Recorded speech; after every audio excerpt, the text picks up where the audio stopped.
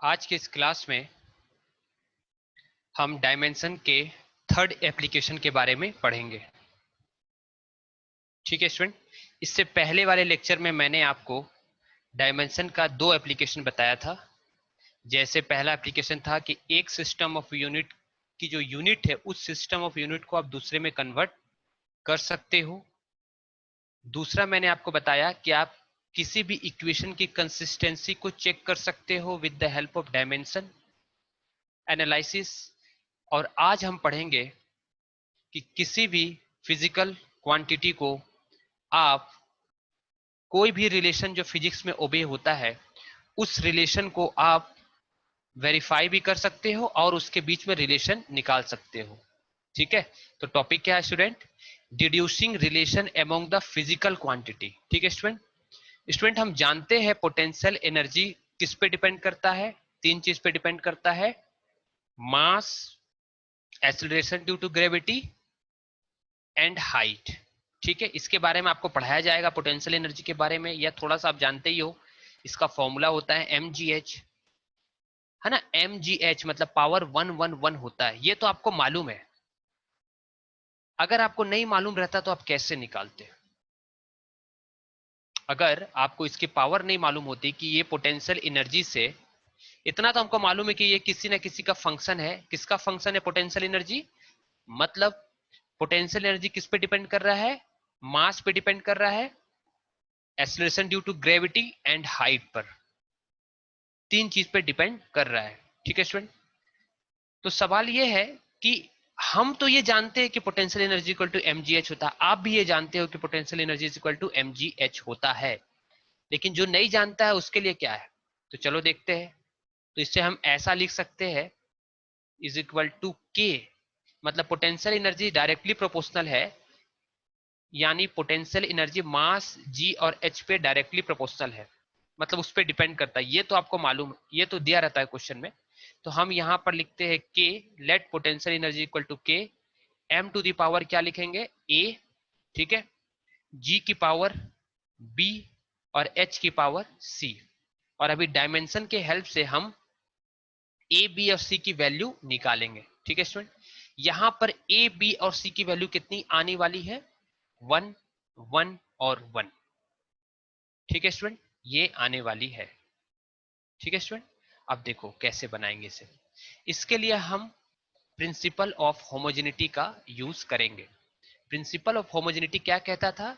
कि left hand side का dimension is equal to right hand side का dimension. ठीक है स्टूडेंट, तो देखो सबसे पहले लेफ्ट हैंड साइड में कौन है? पोटेंशियल एनर्जी है। और राइट हैंड साइड में के एक डायमेंशनल कांस्टेंट है। जब प्रोपोर्शनलिटी साइन को हटाते हैं तो एक कांस्टेंट को मल्टीप्लाई करना पड़ता है। यहां पर स्टूडेंट आप लिख सकते हो m क्या था? m मास है, g acceleration due to gravity है, एंड h क्या है? हाइट है। इस फॉर्मूला के बारे में आप डिटेल में पढ़ोगे, ठीक है, वर्क पावर एनर्जी में सारे चीज में मैं उस समय जब पढ़ाऊंगा तो आपको बता दूंगा। यहां पर ए बी सी क्या है? पावर है, जो कुछ न्यूमेरिकल वैल्यू होगी जो अभी हम फाइंड करेंगे क्या होगी। और ये वाले साइड को क्या बोलेंगे? आरएचएस। तो एलएचएस में पूरी ये टर्म है, आरएचएस में ये पूरी टर्म है, पूरी।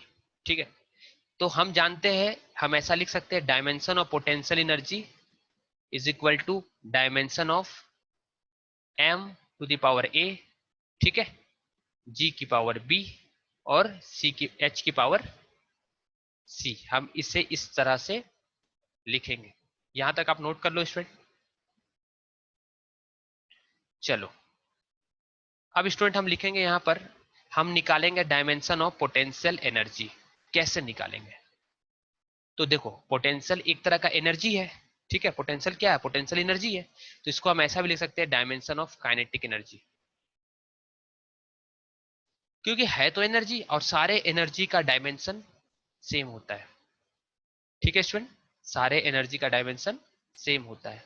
और काइनेटिक एनर्जी का फॉर्मूला आपको मालूम ही है, हाफ एम वी स्क्वायर। तो आप यहाँ क्या लिख सकते हो? Half M V square, where M is what? M is called mass और वी इज कॉल्ड वेलोसिटी। 1/2 तो कांस्टेंट है, तो कांस्टेंट का डायमेंशन नहीं होता है। तो हम इसको क्या लिखेंगे, dimension of m into dimension of v square. Dimension of m क्या होगा, मास है तो कैपिटल M, और वेलोसिटी क्या होगा स्टूडेंट, वेलोसिटी का डायमेंशन L/T होगा। इसका स्क्वायर कर देंगे क्योंकि यहां पर पावर 2 है। ये हम RHS का निकाल रहे हैं, डायमेंशन ऑफ क्या निकाल रहे हैं स्टूडेंट, पोटेंशियल एनर्जी। ठीक है, तो हमें क्या मिला, m L square T to the power 2 होगा, ऊपर जाकर के -2 हो जाएगा। तो ये हमारा डायमेंशन ऑफ पोटेंशियल एनर्जी निकल गया, यानी लेफ्ट हैंड साइड की वैल्यू आ गई। ठीक, अब बात आती है राइट हैंड साइड की। तो राइट हैंड साइड में कौन था बताओ, mgs था, मतलब डायमेंशन ऑफ, ठीक है, मास की पावर a इनटू, ऐसे लिख सकते हैं अलग अलग करके, डायमेंशन ऑफ g की power b into dimension of h की पावर c। हम ऐसा लिख सकते हैं स्टूडेंट। ठीक है, अब देखो हम क्या लिखेंगे, यहां पर मैं लिख रहा हूं, जैसे आप चाहो तो इसको निकाल भी सकते हो। डायमेंशन ऑफ m की पावर a क्या होगा स्टूडेंट, RHS में बताओ, ये होगा m to the power a। ठीक है, g की डायमेंशन क्या होती है, L/T-2। ये आपको मैंने पहले बता रखा है। जी की एक्सेलरेशन, एक तरह का एक्सेलरेशन ड्यू टू ग्रेविटी भी क्या है, एक तरह का एक्सेलरेशन ही है। और इसकी पावर यहाँ क्या हो जाएगी b, और हाइट एक तरह का लेंथ है, तो आप यहाँ क्या लिखोगे, h की पावर c।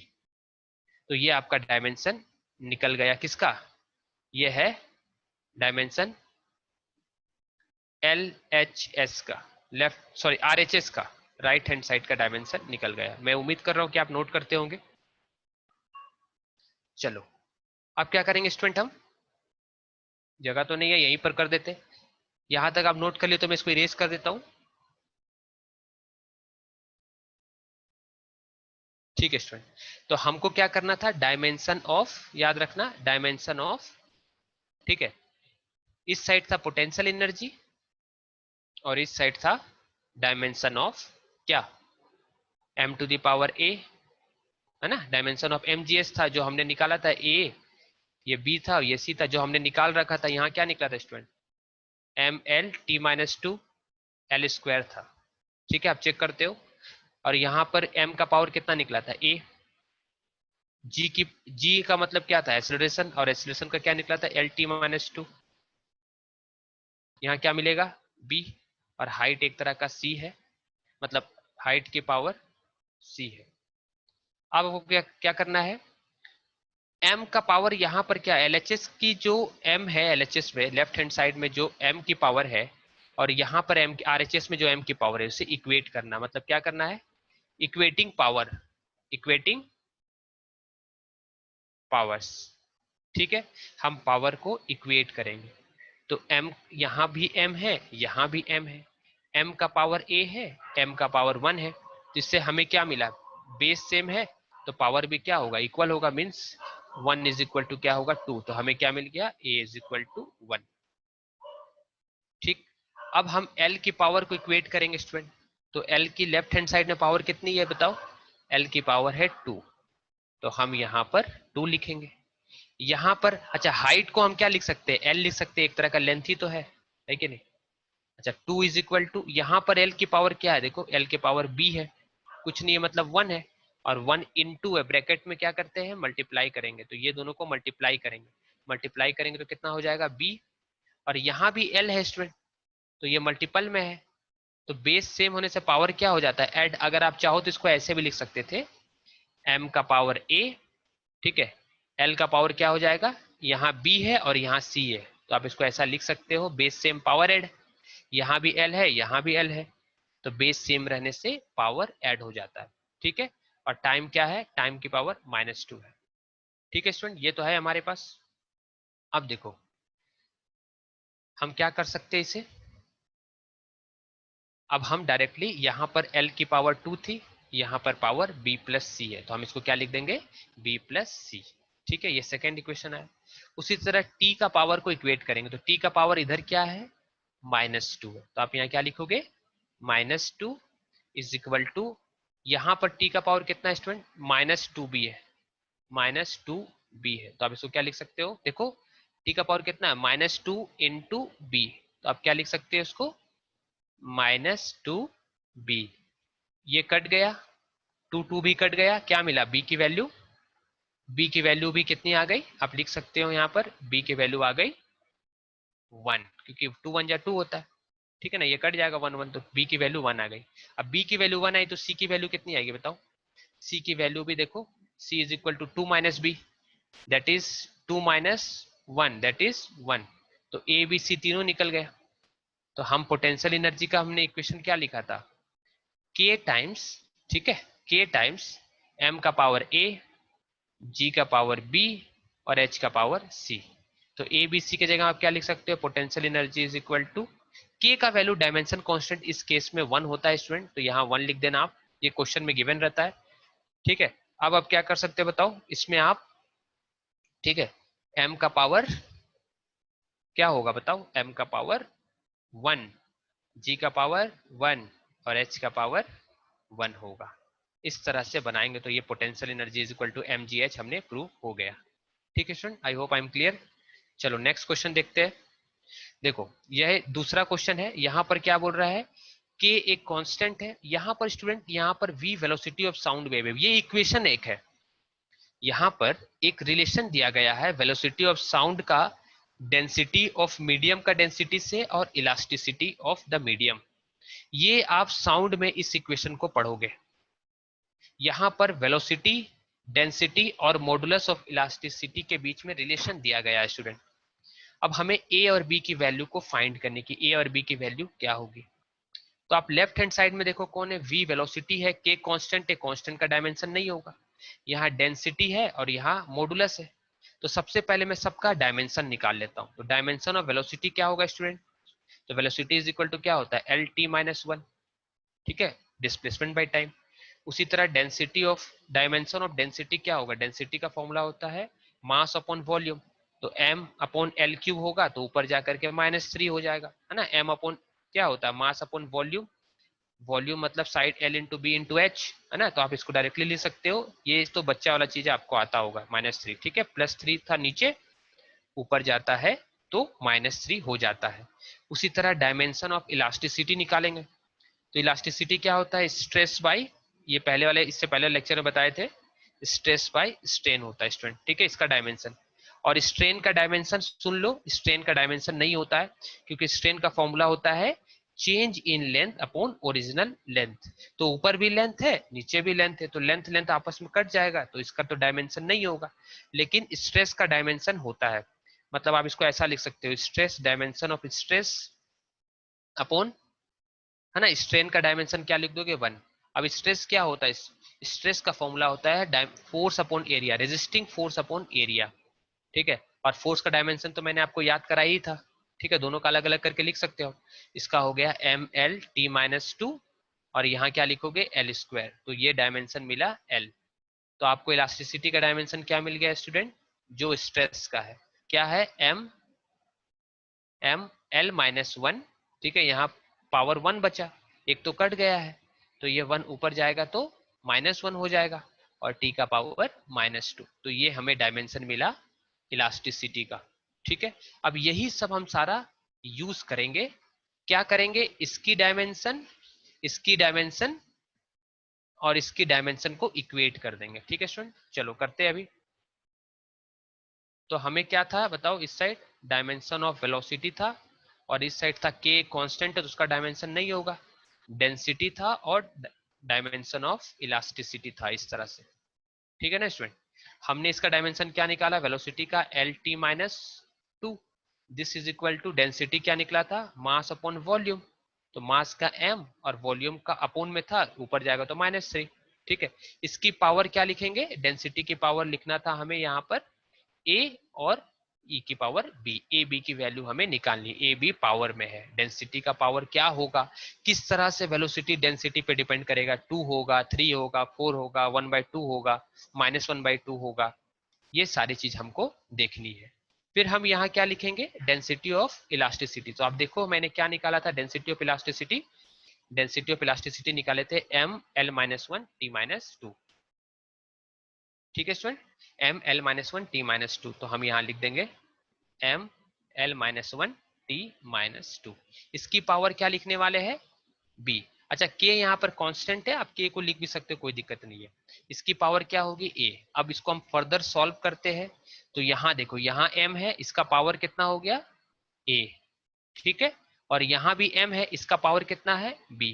तो दोनों साइड m है, यहाँ भी m यहाँ भी m। तो बेस सेम में क्या करते हैं, पावर को ऐड कर देते हैं। तो यहाँ होगा a, और यहाँ भी इस m के कारण, क्योंकि मल्टीप्लाई में है ना, जब मल्टीप्लाई में रहता है तो पावर क्या कर देते हैं, ऐड कर देते हैं। तो ये हो गया m का पावर a प्लस m का पावर b। ठीक है स्टूडेंट, उसी तरह l का पावर क्या निकलेगा, अच्छा इस साइड भी लिख लो, यहाँ तो m की टर्म है नहीं तो आप जीरो लिख सकते हो, t माइनस टू। ठीक है स्टूडेंट, इसी तरह से L का पावर क्या निकलेगा, माइनस वन था, सॉरी यहाँ पर माइनस थ्री है, तो ये होगा माइनस थ्री ए, और इधर क्या है, माइनस है, तो माइनस बी लिख दोगे आप, क्योंकि माइनस ये दोनों मल्टीप्लाई हो जाएगा। ठीक है, अब आता है टर्म टाइम का। तो टाइम का पावर कितना है, माइनस टू बी। अब हम यहाँ पर m का पावर को इक्वेट करेंगे। तो m की पावर LHS में कितनी है, देखो LHS में है जीरो, तो आप यहाँ क्या लिखोगे, जीरो। और राइट हैंड साइड में क्या है, a प्लस बी, तो आप क्या लिखोगे, a प्लस बी। उसी तरह l का पावर क्या है, यहाँ कुछ नहीं है, मतलब वन है, तो आप क्या लिखोगे, वन। ठीक है, और यहाँ पर क्या है, माइनस थ्री ए माइनस बी। ठीक है स्टूडेंट, अब हम क्या लिखेंगे, अच्छा टाइम का पावर क्या होगा बताओ, टाइम देखो, टाइम का पावर माइनस टू है, तो आप यहाँ क्या लिखोगे, माइनस टू। ठीक है, और इस साइड में क्या है, is equal to minus two B. तो ये और ये कट गया, तो बी की वैल्यू कितनी मिली, बी की वैल्यू वन मिली। जब बी की वैल्यू वन है, तो यहाँ से आप बी की वैल्यू वन पुट करोगे तो ए की वैल्यू कितनी मिल जाएगी, ए की वैल्यू मिल जाएगी, बताओ क्या होगा, बी की वैल्यू कितनी है, वन है, ये वन इधर जाएगा तो माइनस वन हो जाएगा। ठीक है स्टूडेंट, तो ये माइनस वन हो जाएगा। तो हमें ए की भी वैल्यू मालूम चल गई, कितनी, माइनस वन। यही हमें स्टूडेंट, तो हम यहाँ तक इससे हम यही रिलेशन निकाले, क्योंकि t की वैल्यू यहाँ पर माइनस टू थी और t की वैल्यू यहाँ पर माइनस टू भी थी। ठीक है स्टूडेंट, तो हम इससे t की वैल्यू, अच्छा यहाँ पर स्टूडेंट माइनस वन होगा, एक छोटा सा गलती हो गया है, आप इसको करेक्शन कर लो। अच्छा स्टूडेंट, ठीक है, यहाँ पर मैं इसको करेक्शन कर दे रहा हूँ। वेलोसिटी का डायमेंशन क्या होता है, एक मिनट, थोड़ा सा गलती हो गया, देखो मैं करेक्शन कर दे रहा हूँ स्टूडेंट। यहाँ पर वेलोसिटी क्या है, माइनस वन होगा स्टूडेंट, है ना, मैंने एक्सीलरेशन का लिख दिया है। ठीक है, एक्सीलरेशन का लिख दिया है, इसको मैं रब कर दे रहा हूँ, है ना। तो यहाँ हमको क्या लिखना है, टी की जगह माइनस वन लिखना था। ठीक है स्टूडेंट, वही मैं बोला क्यों नहीं आ रहा भाई, ऐसा क्या हो गया। तो यहाँ क्या होगा, एल टी माइनस वन, यहाँ भी क्या होगा, एल टी माइनस वन। तो टी का पावर कितना आया, टी का पावर आया है, थोड़ा सा माइन्यूट गलती है, आप यहाँ तक बाकी सब सही था। ठीक है, ये करेक्शन मैंने कर दिया। ठीक है, छोटा सा, तो यहाँ पर माइनस वन था स्टूडेंट, तो आपको क्या लिखना है, ये माइनस वन और यहाँ पर माइनस टू बी। ठीक है, तो इस साइड है minus one is equal to, ठीक है, minus one is equal to minus two B. तो ये माइनस माइनस कट जाएगा, है ना स्टूडेंट। तो हमें क्या मिलने वाला है, बी की वैल्यू कितनी मिलेगी, बी की वैल्यू मिलेगी वन बाई टू। तो बी की वैल्यू वन बाई टू आई, तो ए की वैल्यू कितनी आएगी बताओ, एम का पावर इधर जीरो था और इधर एम का पावर कितना था, यहाँ पर एम का पावर था ए प्लस बी। तो a plus b is equal to zero है, ये इक्वेशन को आप देखो, a plus b is equal to zero है, तो ए कितना होगा, a is equal to minus b होगा, है ना। तो आप क्या लिखोगे यहाँ पर, a is equal to minus b, तो a is equal to minus half होगा आंसर। ठीक है स्टूडेंट, तो हमें क्या मिल गया, a is equal two plus one by two, और बी की वैल्यू कितनी मिल गई, माइनस वन बाई टू। आप देख सकते हो यहाँ पर बी की वैल्यू कितनी मिल गई है, माइनस वन बाई टू, क्योंकि दोनों का सम कितना हो रहा था, जीरो हो रहा था। तो आप ए की जगह बी की जगह में वन बाई टू रखोगे तो उस साइड जाएगा तो माइनस वन बाई टू हो जाएगा। ठीक है ना, तो हमने क्या रिलेशन देखा, के इस साइड क्या था, डेंसिटी था, और इस साइड था हमारा मॉडुलस। डेंसिटी का पावर ए था, इलास्टिसिटी का पावर माइनस वन बाई, मतलब सॉरी ये बी था। तो हम यहाँ पर ए और बी की वैल्यू को जब पुट कर देंगे तो हमें इसकी वैल्यू मिल जाएगी। तो वेलोसिटी किस तरह से डिपेंड कर रहा है, स्पीड ऑफ साउंड, मीडियम पे डेंसिटी का इसको हम ऐसे लिख सकते हैं, के की वैल्यू दी रहती है क्वेश्चन में, है ना। ये ऊपर है ए का पावर +1/2 है और ये है -1/2। तो -1/2 मतलब नीचे जाएगा तो +1/2 हो जाएगा, है ना, +1/2। तो हम इसको ऐसे भी लिख सकते हैं d/e। ठीक है स्टूडेंट, ये रिलेशन मिला velocity of sound wave in a medium.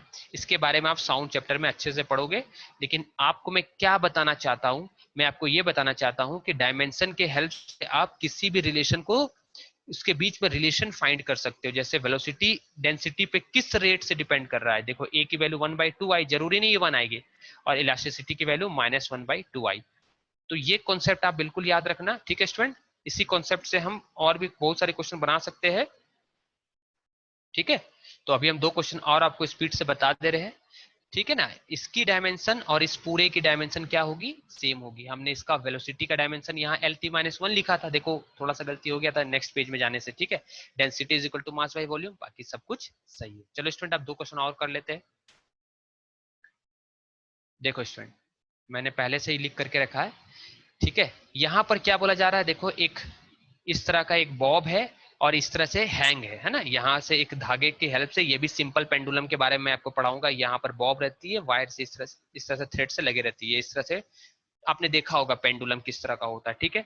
तो टाइम पीरियड क्या होता है, जाने और आने का जो टाइम लगता है उसको टाइम पीरियड बोलते हैं। ये सब के बारे में आपको एसएचएम सिंपल हार्मोनिक मोशन नाम का एक चैप्टर है, उसमें बताया जाएगा। इसमें मैं बस डायमेंशन का कॉन्सेप्ट बता रहा हूँ। देखो हमें ये प्रूफ करना है, ये इक्वेशन हमको प्रूफ करना है कि time period is equal to 2π√L/g होता है, ठीक है। तो क्वेश्चन ऐसा आता है कि time period of a simple pendulum depends on length of pendulum, मतलब टाइम पीरियड किस पे डिपेंड कर रहा है, लेंथ पे डिपेंड कर रहा है, मास पे डिपेंड कर रहा है, और एक्सेलरेशन ड्यू टू ग्रेविटी। जैसे आप इस तरह से अगर रखोगे ना, ये हमारा थ्रेड है, ये थ्रेड आपको दिखाई दे रहा है इस तरह का, इसकी लेंथ कितनी दी गई है L, और इसमें ये बॉब लगा हुआ है जिसकी मास दी गई है M, तो नीचे पता है आपको mg लगता है, और ये लेंथ है। तो टाइम पीरियड किस पे डिपेंड कर रहा है, टाइम पीरियड डिपेंड कर रहा है L पे, अकॉर्डिंग टू क्वेश्चन। देखो लेंथ पे, मास पे और G पे, तो हमने लिख दिया Lmg। किस रेट से डिपेंड कर रहा है ये हमें नहीं पता है, ठीक है। तो हमने क्या लिख दिया, ए बी और सी, पता नहीं है एबीसी की वैल्यू क्या होगी। अब देखो ये डायरेक्टली प्रोपोर्शनल का साइन है क्योंकि डिपेंड कर रहा था, तो इसको हटाएंगे तो के लिखना पड़ेगा, के कांस्टेंट है, डायमेंशनल कांस्टेंट इसको कहते हैं। अब हमने क्या बताया, लेफ्ट हैंड साइड का डायमेंशन राइट हैंड साइड का डायमेंशन सेम होगा। अब यहाँ एम वाला टर्म तो है नहीं स्टूडेंट, तो आप एम का पावर क्या लिख दोगे, 0 है नहीं, एल का पावर क्या लिख दोगे, 0, और टाइम का पावर क्या लिख दोगे, कुछ नहीं है, मतलब 1 है, इसलिए टाइम का पावर 1 लिख दोगे। उसी तरह के यहाँ होगा, यहाँ पर एल है तो एल का पावर क्या लिख दोगे, ए। एम है, एम का पावर क्या लिख दोगे, कैपिटल एम का पावर बी। और जी एक्सेलरेशन ड्यू टू ग्रेविटी, इसकी जगह हम क्या लिख दोगे, L/T², है ना, L/T², क्योंकि एक्सेलरेशन ड्यू टू ग्रेविटी है। अब आपको क्या करना है, बस पावर इक्वेट करना है, आप तो आप बना ही लोगे। देखो equating power of dimension of LHS and RHS, LHS में ये था, RHS में ये, के का कोई मतलब नहीं है, कांस्टेंट है, क्वेश्चन में गिवन रहता है, ठीक है। तो देखो यहाँ जब हम m की पावर की इक्वेट कर रहे हैं तो यहाँ पर 0 है, और यहाँ पर m की पावर कितनी है, b है, तो हमें b की वैल्यू मिल गई, ठीक है, 0। उसी तरह L की पावर को जब हम इक्वेट कर रहे हैं तो इस साइड में L की पावर 0 है, और इस साइड L की पावर कितनी है, देखो L की पावर c है, तो हमने क्या लिखा, देखो यहाँ पर c है और यहाँ पर a है, तो अपन क्या लिख सकते हैं, L यहाँ भी है यहाँ भी है, तो L का पावर दोनों में क्या हो जाएगा, a+c हो जाएगा, तो हम यहाँ क्या लिख देंगे, a+c। उसी तरह यहाँ पर टाइम का पावर 1 है, और यहाँ पर टाइम का पावर -2 नहीं है, -2c है, ठीक है। तो c की वैल्यू कितनी मिल गई, ये नीचे चला जाएगा -1/2, ठीक है। अब c की वैल्यू मालूम है -1/2, ये c इधर जाएगा तो क्या हो जाएगा, +1/2, तो a की वैल्यू मालूम चल गई, b की वैल्यू 0 हो गई। तो हमने क्या देखा, हम वो k की वैल्यू कितनी होती है इस केस में, k की वैल्यू k की वैल्यू इस केस में 2π होती है, क्वेश्चन में गिवन रहेगा। तो m पे डिपेंड नहीं कर रहा है टाइम पीरियड, ठीक है, m पे नहीं डिपेंड कर रहा है, l पे डिपेंड कर रहा है। l की पावर क्या थी, l की पावर थी तुम्हारा a, तो ये 1/2 आया, सॉरी b की पावर, है ना। यहाँ पर हम क्या देख रहे हैं, ठीक है, हमने यहाँ पर आप देख सकते हैं, इससे पहले वाले में हमने L की पावर a, m की पावर b और, ठीक है, g की पावर c लिखा था, ठीक है स्टूडेंट। तो यहाँ पर हमने, आप देख सकते हो L की पावर a, b, m की पावर b और t की पावर c। तो जब हम इसे इक्वेट करेंगे स्टूडेंट, क्योंकि L ये वाला टर्म क्या था, ये लेंथ था, तो लेंथ का पावर a है, मास का पावर b है, और g का पावर क्या है, c है। ये है क्या, टाइम, और यहाँ पर क्या है k, तो k की जगह में आपने 2 पाई लिखना है, l का पावर a, ठीक है स्टूडेंट। तो l का पावर a मतलब a का वैल्यू कितना आया है, a का वैल्यू आया है देखो 1/2, तो 1/2 मतलब रूट होता है, तो आपने ऊपर लिख दिया इसको। उसी तरह g का पावर c आया और c की वैल्यू कितनी है, -1/2 है, तो -1/2 का मतलब क्या होता है, नीचे जाएगा 1 बाई करेंगे तो वो पावर क्या हो जाएगा, +1/2 हो जाएगा, इसलिए आपको इसको ऐसे लिखा गया। ठीक है student, I hope I am clear. तो इस तरह से क्वेश्चन को बनाते हैं, है ना स्टूडेंट। एक और छोटा सा क्वेश्चन बना लेते हैं फटाक से। देखो देखो यहाँ पर एक रिलेशन दिया गया है कि सेंट्रीपिटल फोर्स है, इसके बारे में पढ़ोगे। सेंट्रीपिटल फोर्स का ये हमको प्रूफ करना है, F = mv²। मतलब कोई भी ऑब्जेक्ट अगर सर्कुलर पाथ में गोल घूमता है तो उस पर एक सेंट्रीपिटल फोर्स लगता है, उसकी फॉर्मूला हमको डायमेंशन की हेल्प से डिराइव करनी है। नहीं पता है कि वो F = m का पावर 1 होगा, 2 होगा, यहाँ r का पावर 1 होगा, मतलब ऊपर जाएगा तो -1 होगा। तो हमने क्या लिख दिया, हमने बहुत ही सिंपल तरह से F डिपेंड कर रहा है, मास पे डिपेंड करेगा, वेलोसिटी पे डिपेंड करेगा, रेडियस पे डिपेंड करेगा। ठीक है, ये क्वेश्चन में पहले से दिया रहता है कि फोर्स किस पे डिपेंड कर रहा है, मास पे, वेलोसिटी पे और रेडियस पे, सर्कुलर पाथ में, है ना। इसकी ये जो बॉब घूम, कोई ऑब्जेक्ट जो घूम रहा है उसकी कुछ मास होगी, मास पे डिपेंड करेगा, रेडियस पे डिपेंड करेगा और वेलोसिटी पे डिपेंड करेगा। ठीक है स्टूडेंट, बहुत अच्छे से आपको पढ़ाऊंगा इसके बारे में। अभी तो देखो ये पहला चैप्टर ऐसा है, बस इंट्रोडक्शन हो रहा है, इसमें मैं कोई फिजिक्स नहीं पढ़ा रहा हूँ, जनरल इंट्रोडक्शन टाइप का ही एक चैप्टर है ये। ठीक है, लेकिन इससे बोर्ड में एग्जाम में कई बार क्वेश्चन आते हैं, आपके स्कूल में भी आएंगे और अगर आप कॉम्पिटिशन की तैयारी कर रहे हैं तो उसमें भी आपके ये क्वेश्चन आते रहेंगे। ठीक है स्टूडेंट, आपको प्रॉपर नोट्स चाहिए, क्वेश्चन चाहिए, एमसीक्यू क्वेश्चन, तो आपको इस वीडियो के डिस्क्रिप्शन में एक ऐप मिलेगा, उसे आपको डाउनलोड कर लेना। उसमें आपको डेली लाइव क्लास का भी अपडेट मिलता रहेगा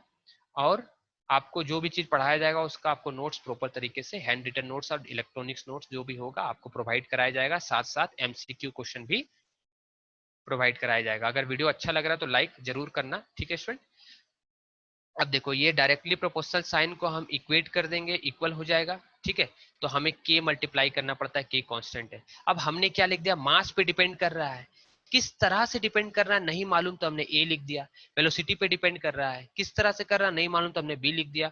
r पे कर रहा है, किस तरह से कर रहा है, हमने c लिख दिया। ठीक है स्टूडेंट, अब देखो आगे, अब तो बहुत आसान है। हमको क्या लिखना है, equating dimension of left hand side and right hand side.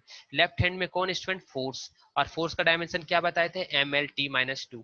के तो कांस्टेंट था, के को ऐसे ही रख दिए। ठीक है, अब राइट हैंड साइड में मास है तो मास का डायमेंशन m होता है, वेलोसिटी का डायमेंशन, सॉरी, है ना, यहाँ पर कौन है, वेलोसिटी है। ठीक है, तो वेलोसिटी का डायमेंशन क्या होता है स्टूडेंट बताओ, है ना, वेलोसिटी का डायमेंशन होता है lt-1 होगा यहाँ पर। ठीक है, lt-1 होगा, और ये r क्या है, r रेडियस है, तो रेडियस एक तरह का लेंथ है, तो यहाँ पर l होगा। ठीक है स्टूडेंट, अब मैं इसको नेक्स्ट बता रहा हूँ, देखो आपको कैसे करना है। देखो ये तो थोड़ा सा इसमें गड़बड़ है, यहाँ से आप मत देखो, यहाँ तक सही है। ठीक है स्टूडेंट, तो हमें क्या लिखना था, ऐसे लिखना था। नेक्स्ट, तो हमें क्या मिला, mlt-2 इज इक्वल टू, ठीक है, इस साइड क्या है, m का पावर a, है ना, m का पावर a, आगे कांस्टेंट है। ठीक है, m का पावर a मिल गया। ठीक है स्टूडेंट, और यहाँ पर क्या है, lt-1 का पावर b, lt-1 का पावर b हो गया, और l का पावर c हो गया। ठीक है, तो यहाँ क्या लिख देंगे, l का पावर c हो गया। तो अब m का पावर यहाँ क्या 1 है, यहाँ भी 1 है, तो m का अगर आप पावर इक्वेट करोगे तो यहाँ 1 है, तो आप कैसे करोगे, यहाँ पर कितना है, कुछ नहीं है, a है, तो आप यहाँ लिख दोगे a, means 1 is equal to a। ठीक है, उसी तरह l की पावर को इक्वेट करोगे तो इस साइड क्या है, 1 है, तो आप यहाँ 1 लिखोगे। यहाँ पर पावर कितना, देखो यहाँ भी l है स्टूडेंट, यहाँ भी l है, तो इसका पावर 1 है, 1 और b मिलकर के कितना बन जाएगा, 1 इंटू बी इज b, तो इस साइड लिखेंगे b, और यहाँ पर l का पावर कितना है, l का पावर c है, मीन्स यहाँ क्या लिख देंगे, प्लस c। तो हमें क्या रिलेशन मिल रहा है, देखो a की वैल्यू 1 मिली, b plus c is equal to 1 मिली। फिर t का इक्वेट करेंगे, तो t में यहाँ पावर कितना है, -2, तो आप यहाँ क्या लिखोगे, -2, दिस इज इक्वल टू, यहाँ पर t का पावर कितना है, देखो t का पावर -1 इंटू बी है, तो आप क्या लिखोगे, -1 इंटू बी। ठीक है, -1 इंटू बी, तो माइनस माइनस कैंसिल हो गया, तो b की वैल्यू कितनी मिली, b की वैल्यू 2 मिली, तो c की वैल्यू कितनी होगी बताओ, यहाँ से आप इक्वेट कर लो, b की वैल्यू कितनी मिल गई 2, तो अब यहाँ 2 पुट कर लो, तो c की वैल्यू कितनी होगी, c इज इक्वल टू, ये इस साइड जाएगा, 1 माइनस 2 दैट इज -1। ठीक है स्टूडेंट, तो आपको ए की वैल्यू मालूम चल गई कितनी है 1, बी की वैल्यू कितनी है 2 और सी की वैल्यू -1। ये ए बी सी किस पे डिपेंड कर रहा था बताओ? फोर्स डिपेंड कर रहा था एम वी आर। ठीक है स्टूडेंट, तो m का पावर हमने क्या माना था a, v की पावर क्या मानी थी b और r की पावर क्या मानी थी c। तो हम इसमें अगर पुट कर देंगे तो क्या मिल जाएगा? m का पावर a निकला 1, v की पावर b कितना निकला 2 और r की पावर -1। तो -1 है मतलब नीचे जाएगा तो +1 हो जाएगा। तो ये हमारा force is equal to mv²/r proof हो गया। डायमेंशन का हमने थर्ड एप्लीकेशन भी आपको बता दिया कि हम एक फिजिकल क्वांटिटी का दूसरे फिजिकल क्वांटिटी का जो रिलेशन है किस रेट से डिपेंड कर रहा है, ये हम डायमेंशन की हेल्प से निकाल सकते हैं। ठीक है स्टूडेंट, अगर आपको ये वीडियो पसंद आया तो आप जरूर लाइक करना, इससे मुझे मोटिवेशन मिलेगा ताकि मैं और भी अच्छा वीडियो आप लोग के लिए बना सकूं। और प्लीज लाइक करना, शेयर करना, और इस वीडियो के डिस्क्रिप्शन में आपको एक ऐप मिलेगा, उसको जरूर डाउनलोड कर लेना ताकि आपको रेगुलर अपडेट मिलते रहे। Okay student, thank you.